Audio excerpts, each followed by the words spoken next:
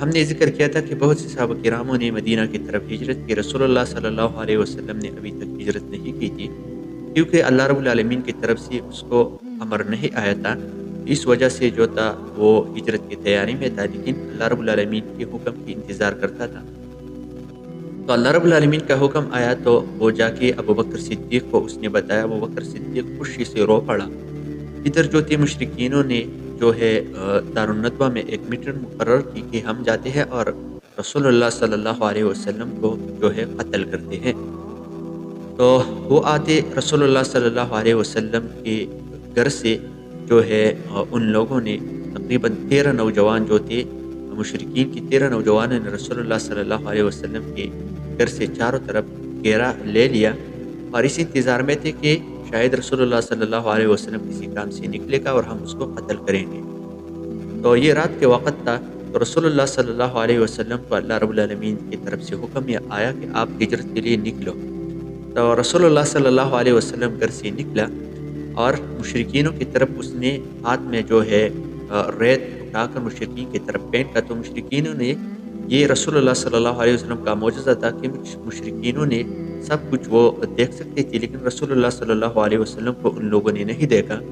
رسول اللہ صلی اللہ علیہ وسلم گھر سے نکل کر ابوبکر صدیق کے گھر پر آیا، اور ابوبکر صدیق اور رسول اللہ صلی اللہ علیہ وسلم ہجرت پر نکل گئے۔ تو غار ثور تک پہنچے، تو غار ثور میں رسول اللہ صلی اللہ علیہ وسلم اور ابوبکر صدیق نے پناہی حاصل کی۔ ادھر جو تھے مشرکین ایسے ہی کھڑے تھے، تو کوئی شخص آ کر ان لوگوں کو کہا کہ آپ کس کے انتظار میں کھڑے ہو؟ تو ان لوگوں نے بتایا کہ رسول اللہ صلی اللہ علیہ وسلم نکلے گا اور ہم اس کو قتل کریں گے۔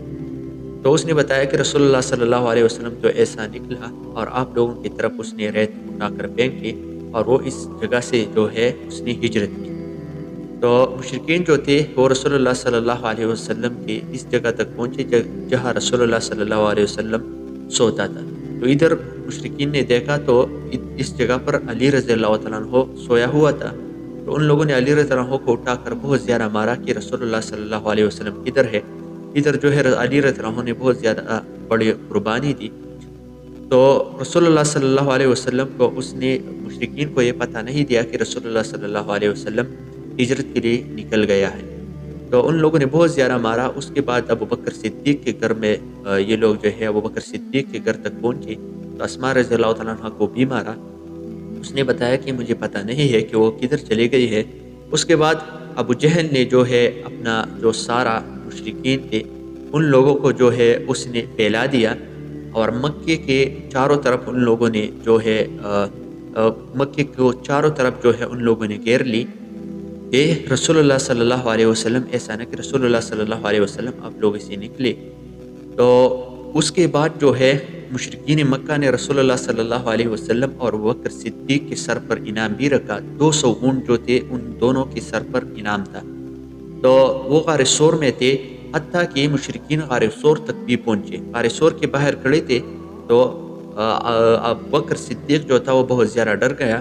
تو رسول اللہ صلی اللہ علیہ وسلم نے اس کو بتایا کہ آپ لا تحزن ان اللہ معنا، آپ گھبراؤ نہیں، اللہ رب العالمین ہمارے ساتھ ہے اور یہ مشرکین ہمارے کچھ بھی نہیں کر سکتے۔ تو اس کے بعد جو تھے مشرکینوں نے ایسے ڈھونڈتے رہے تھے، 3 دن جو تھے رسول اللہ صلی اللہ علیہ وسلم اور ابوبکر صدیق نے اس غار میں گزارے۔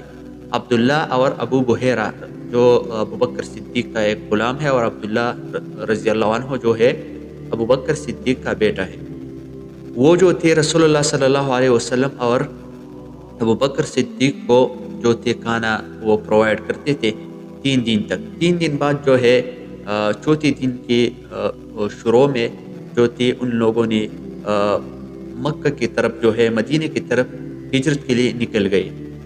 تو تقریباً 8 دن کا سفر رسول اللہ صلی اللہ علیہ وسلم اور ابوبکر صدیق اور ایک راستہ دکھانے والا شخص تھا، تو 8 دن تک سفر ان لوگوں نے کی، اور مدینہ تک وہ رسول اللہ صلی اللہ علیہ وسلم اور ابوبکر صدیق پہنچے۔